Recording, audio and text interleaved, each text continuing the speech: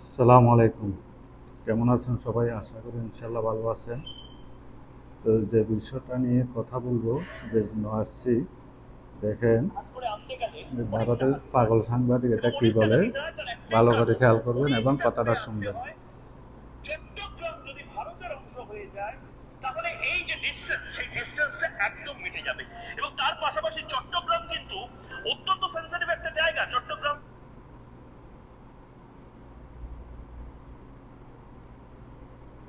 চট্টগ্রাম এই চট্টগ্রামটা সমস্ত দিক থেকে খুব ইম্পর্টেন্ট। চট্টগ্রাম যদি ভারতে চলে আসে, তাহলে ল্যান্ড লক বলে একটা শব্দ আছে, অর্থাৎ নর্থ ইস্টের এই মুহূর্তে, উত্তর পূর্ব ভারতের এই মুহূর্তে কোনো সমুদ্র পথ নেই। অসম বা ত্রিপুরায় কোনো জিনিস ভারতের এক প্রান্ত থেকে আরেক প্রান্তে কোনো জিনিস জাহাজ করে আনতে গেলে অনেক টাকা দিতে হয়, এবং অনেক টাকা দিতে হয় তার একটাই কারণ, অনেকটা ঘুরে আসতে হয়। চট্টগ্রাম যদি ভারতের অংশ হয়ে যায়, তাহলে এই যে ডিস্টেন্স, সেই ডিস্টেন্সটা একদম মিটে যাবে। এবং তার পাশাপাশি চট্টগ্রাম কিন্তু অত্যন্ত সেন্সিটিভ একটা জায়গা। চট্টগ্রাম এখন দেখেন, ভারতের ইন্ডিয়ার কি চাল খেলতেছে। ইন্ডিয়ার এই সাংবাদিক, কলকাতার ফেমাস সাংবাদিক, পাগল সাংবাদিক, বানরের স্টাইলে কথা বলে, সেটা আমাদের চট্টগ্রাম বিভাগকে ভারতের অংশ হিসাবে তারা চাইতেছে এবং পরিকল্পনা করতেছে। এই যে কিছুদিন আগে দেখছেন না, বান্দরবনে ইয়াতে, তো এটাই মূল পরিকল্পনা, যে আমাদের চট্টগ্রাম বিভাগটা, এরা হাসিনা এমন কিছু করে গেছে, এরা বাংলাদেশকে ইজারাদার মনে করে এবং তাদেরকে মনে করেন মুখ্যমন্ত্রী হিসেবে মনে করে, স্বাধীন বাংলাদেশ মনে করে না। এখন এরা চট্টগ্রাম নিয়ে খেলা খেলবে, তাহলে সাবধান থাকতে হবে। চট্টগ্রাম যদি তাদের নিয়ে যায়, তাহলে এই যে উত্তর পূর্বে যারা ইন্ডিয়ান আছে, তাদের বাণিজ্যিক সুযোগ সুবিধা হয়, সাগরের যে ইয়াটা আছে, ল্যান্ডটা আছে, বন্দরটা আছে আমাদের, সেটা ব্যবহার করতে পারে ইন্ডিয়া। এই সুবিধা তারা বিশাল চক্রান্ত করতেছে, সেই জন্য সাবধান থাকতে হবে।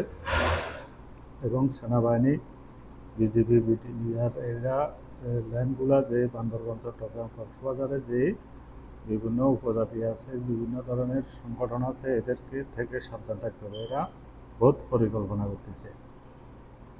আমাদের এই দেশকে কারো হাতে জিম্মি হতে দেওয়া যাবে না, সাবধান থাকতে হবে।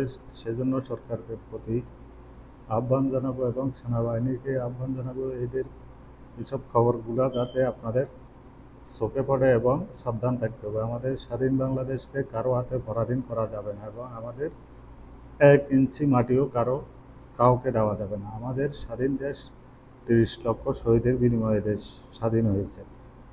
সেই জন্য এখন 24-এর নতুন স্বাধীনের পরে নতুন খেলা খেলার জন্য দেওয়া যাবে না। আর এখন আরেকটা কথা বলবো, 24-এর নতুন খেলা যেসব ছাত্ররা, ছাত্র আন্দোলন, ছাত্র সমাজ এই যে বলতেছে, এরাও কিন্তু দোসরের দোসর।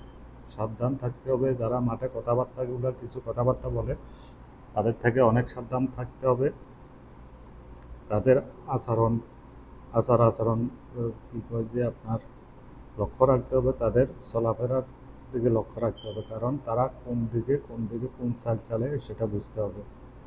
সেই জন্য দেশের মানুষকে বলবো, আমাদের দেশকে রক্ষা করতে হলে আমাদের বন্দর কোনো প্রকারে হাতছাড়া করা যাবে না। এবং কী কয় যে যারা মনে করেন চক্রান্ত করছে, যে চক্রান্তের হাত গুটিয়ে দিতে হবে।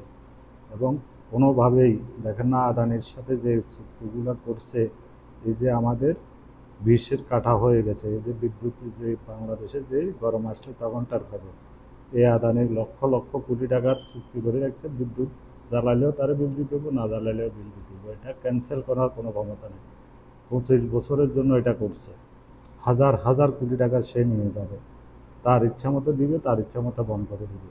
সেই জন্য নতুন করে কোনো ষড়যন্ত্র তাদেরকে সফল হতে দেওয়া যাবে না। সেই জন্য আমাদের সবাইকে সাবধান থাকতে হবে এবং দেশের সেনাবাহিনী, দেশপ্রেমিক সেনাবাহিনীদেরকে লক্ষ্য রাখতে হবে এবং আকাশবাহিনী, বিমান বাহিনী যারা আছে, সবাই দেশের প্রতি, সমুদ্র সীমার প্রতি লক্ষ্য রাখতে হবে। তারা আমাদের সমুদ্র সীমা ব্যবহার করে, আমাদের বন্দর ব্যবহার করে অরাজকতা সৃষ্টি করার চেষ্টা করতে পারে।